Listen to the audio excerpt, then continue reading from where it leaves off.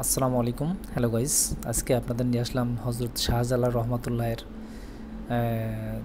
যেখানে মৃত্যুবরণ করছিলেন এবং যেখানে ইসলাম প্রচার করছিলেন সিলেটের, সেখানে আপনাদের আজকে নিয়ে আসলাম। তো হজরত শাহজালাল রহমতুল্লাহ ছিলেন ভারতীয় উপমহাদেশের বিখ্যাত সুফি সাধক।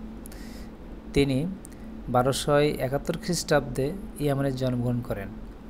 তিনি 303 খ্রিস্টাব্দে 32 বছর বয়সে ইসলাম প্রচারের উদ্দেশ্যে 360 জন আউলিয়ার সঙ্গে বাংলাদেশে আসেন এবং সিলেট বিজয়ে গুরুত্বপূর্ণ ভূমিকা রাখেন।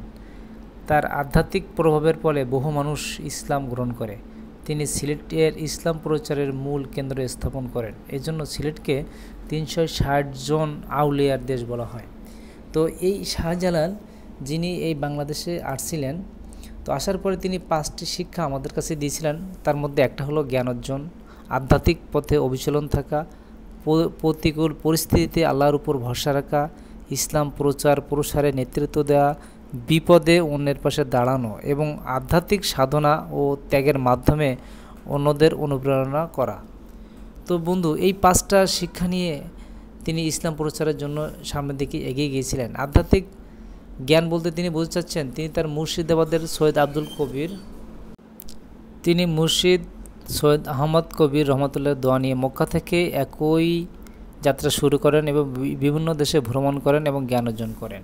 তো এইভাবে তিনি ইসলামের পথকে আধ্যাত্মিক পথে অবিচলন করেন, প্রতিকূল পরিস্থিতি মোকাবেলা করেন এবং আল্লাহর উপর ভরসা রেখে ইসলাম প্রচারের নেতৃত্ব দেন।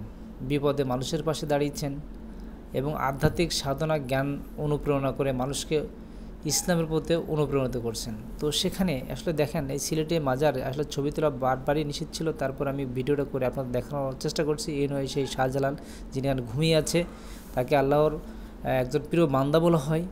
তিনি এখানে ঘুমিয়ে আছে, এখানে ছবি তোলা নিষেধ, তারপর আমি আপনাদের দেখানোর জন্য মূলত ভিডিওটা করে কবরটাকে আপনাকে দেখাচ্ছি। আপনারা অবশ্যই ইনি সম্মানের ব্যক্তি, আল্লাহর প্রিয় বান্দা। তো আমরা এখানে সম্মান করব এবং ভালোবাসবো। আপনারা যা দেখেননি তাদের দেখানোর জন্য মূলত ভিডিও করছি। আরও নতুন নতুন ভিডিও পাবেন আমার কাছ থেকে।